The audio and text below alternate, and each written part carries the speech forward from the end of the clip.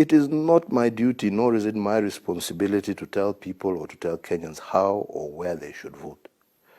But it is my duty to remind Kenyans that they need to look at who they vote for and why they are voting for that particular person.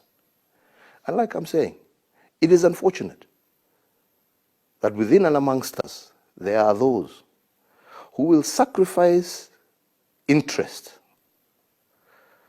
over personal political agendas. And I believe these are the things that Kenyans need to look for. But at the end of the day, it is not for me to dictate to Kenyans who to elect.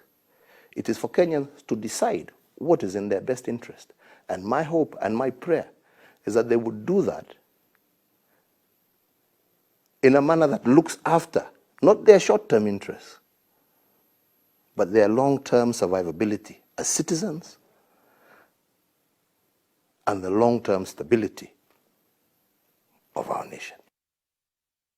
In any decent, civilized society where people disagree, yeah, all right, the honorable thing that leaders do is to say, I disagree with the policies of this government, and therefore I wish to disassociate myself from them, and you tender your resignation. I wish this is what people would also do, you know? Because as they say, you can't live in a glass house and also throw stones. You're in the same house and you're also throwing stones to demolish it, right? Okay? I have tried as much as possible to make sure that everything that we do, I keep everybody also within government involved, and even some of those people who are criticizing have been part and parcel, yeah? And this is why I'm saying it's very unfortunate, yeah? But like I want to reiterate, you know, I have an agenda that I was elected on, and that work must continue.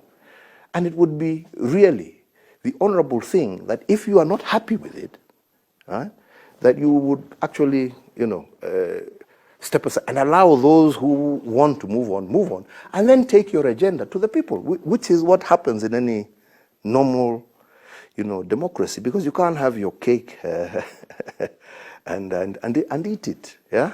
You know, you can't on the one hand say, I'm not going, and because at the same time, I don't agree. You know, you've got to decide, because you must be principled in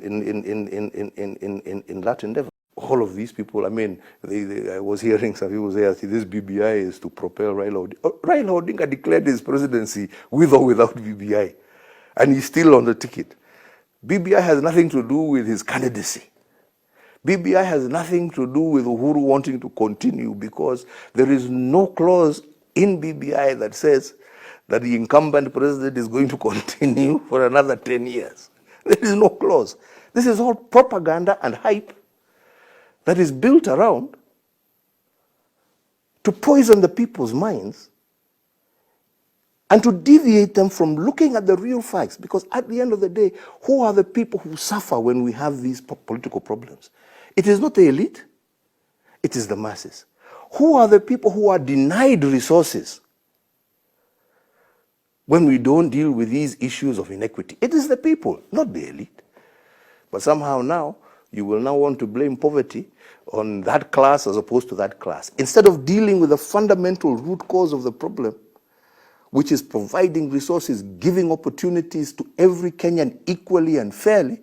You want to now make it an us versus them because it's an easy campaign platform, right? To propel an individual to victory as opposed to dealing with the underlying problem facing a nation.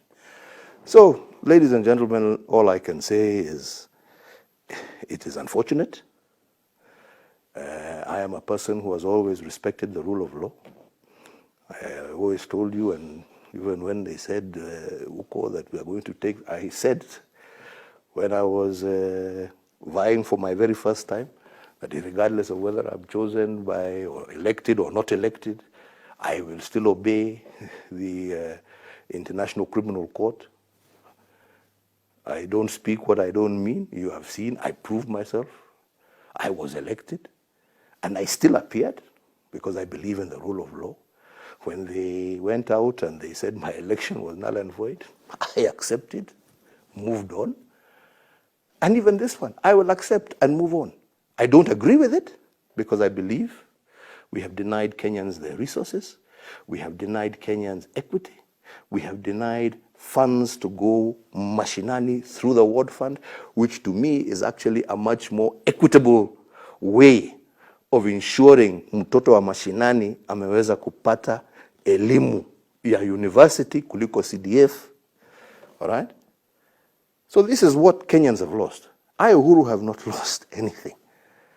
Just the feeling of sadness that we could actually, for political reasons, deny our own people something that would have not only improved their lives and livelihoods, but made Kenya that much more a cohesive society.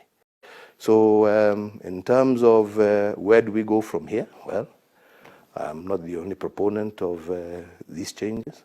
I will not give up. I always believe that one must fight for those things that he believes in. Whether in office or out of office, I will continue to fight and advocate for those things that I believe in. And I believe strongly that as a country, we need to be fair.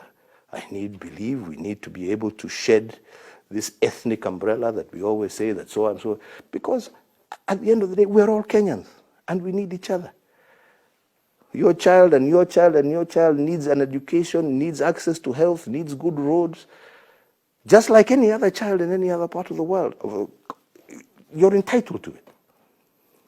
And it is my hope and my prayer that like-minded people who believe in these fundamental principles and who believe and see Kenya long into the future and not within the context of their political life, will continue to advocate for these things until we have a much more fairer and much more just society. So as of now, like I said, that is where we are. We have a ruling, we obey, and we move on and we continue to consult with people who think the same as we do. And we will continue to work together to see that we overcome these challenges and get the Kenya that we want to see, that we want our children to inherit.